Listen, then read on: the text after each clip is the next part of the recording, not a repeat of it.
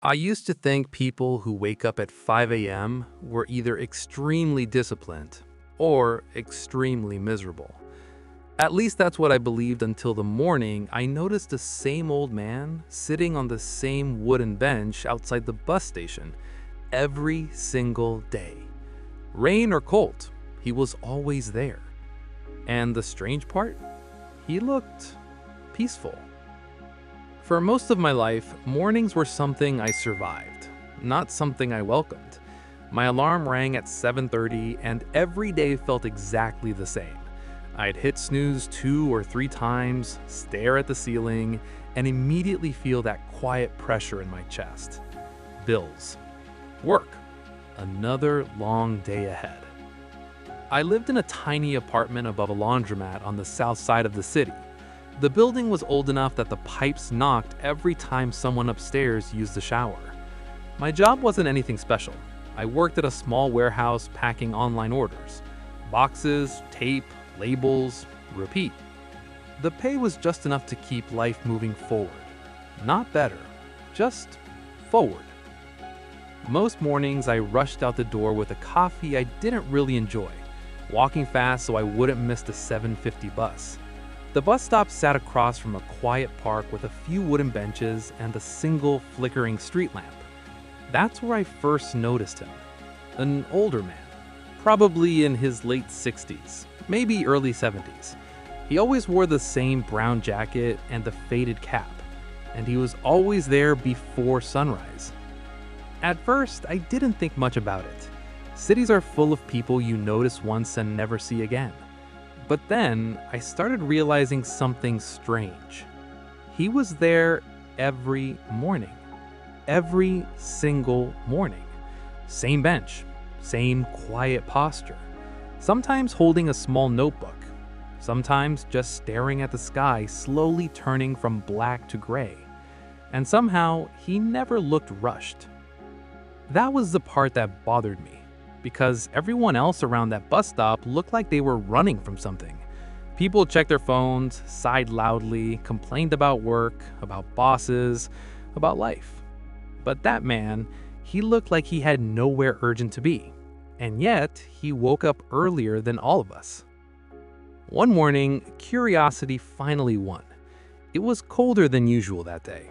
The kind of cold that makes your breath visible. The bus was running late and most people were pacing around impatiently. The old man was still sitting calmly on his bench. I remember standing there, staring at him longer than usual. Then, without really planning it, I walked over.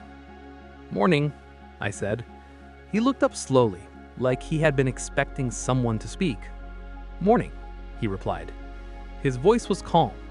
Not tired, not rushed, just calm. I sat down on the bench, leaving a little space between us.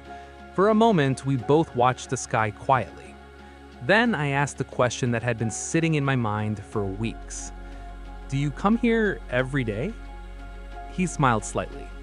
"Yes." "Every morning?" 5 o'clock, he said. I remember laughing a little. 5? That sounds painful. He looked at me with a curious expression. "Only at first?" I didn't really know what to say after that. Part of me expected him to explain something profound right away. But he didn't. He just opened his small notebook and started writing. I sat there awkwardly until a bus arrived. And that should have been the end of it. But something about that quiet moment stayed with me. The next morning, I woke up at 7:30 again. Same alarm, same snooze, same rush. But when I reached the bus stop, I noticed something strange. I looked toward the bench, and for the first time, it was empty. Not because he wasn't there, because I was too late to see him. That thought stayed with me all day. Too late. For the first time in years, I started wondering what those early hours looked like. What did the city feel like before everyone woke up? What did people like him see that I didn't? A few days later, something unusual happened. I woke up at 5:58 a.m. Not because of an alarm. My body just woke up. At first, I tried to go back to sleep. But then I remembered the bench, the notebook, the quiet sky. And before I could talk myself out of it, I put on my jacket and stepped outside. The city felt completely different. No traffic, no noise, no people rushing, just quiet streets and cold air. When I reached the park, the street lamp was still glowing. And there he was, exactly where I expected him to be. The old man looked up when he saw me. He smiled. "You're early today." I sat down beside him again. I guess I was curious. He nodded. For a while, neither of us spoke. The sky slowly began to change colors. Dark blue, then gray, then a thin line of orange on the horizon. I had lived in that city for 7 years, and somehow I had never noticed that moment. The old man closed his notebook. "Most people miss this," he said quietly. I asked him what he wrote in that notebook every morning. He turned it toward me. The pages weren't filled with complicated ideas, just simple lists. Things like 3 things I'm grateful for, something I learned yesterday, 1 small goal for today. That was it. I looked at him, slightly confused. "That's the secret?" He chuckled softly. "No." He pointed toward the slowly brightening sky. "This is." I waited for him to explain, but he didn't. Instead, he asked me a question.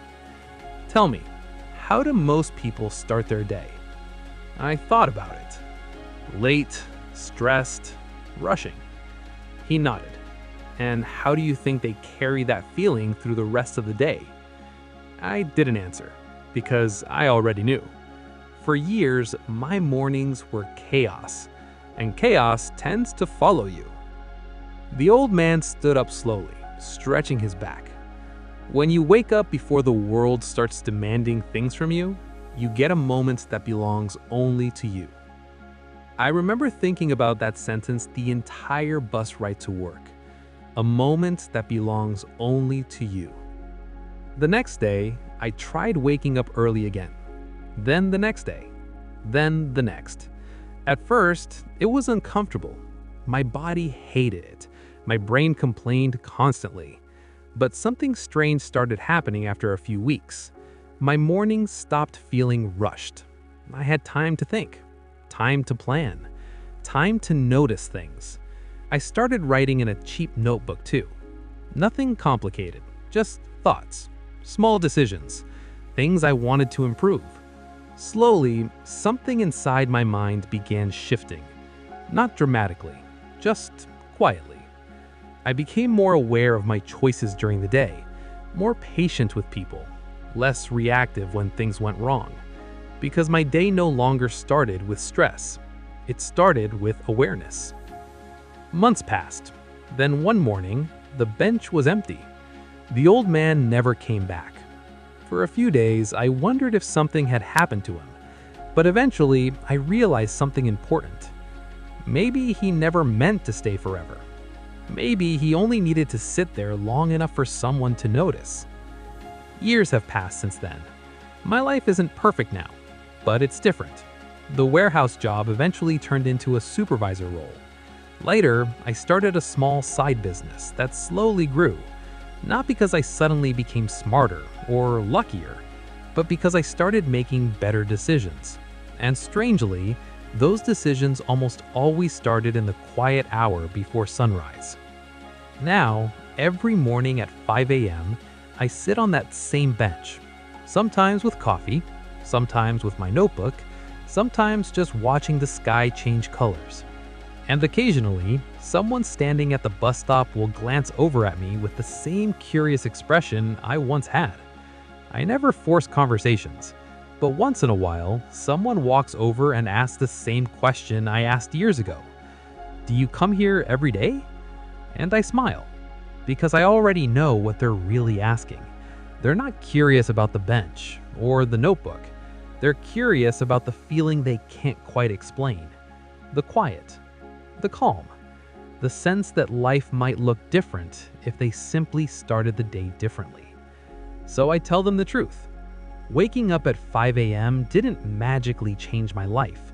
It just gave me something most people never realize they're missing: time to think before the world tells you what to think. And once you experience that, it's very hard to go back. Because sometimes the biggest life changes don't come from huge decisions. They come from small moments of awareness most people sleep through. Which makes me wonder something I didn't understand back then. How many opportunities, how many ideas, how many perspective shifts have quietly appeared in the early hours of the morning while the rest of us were still asleep?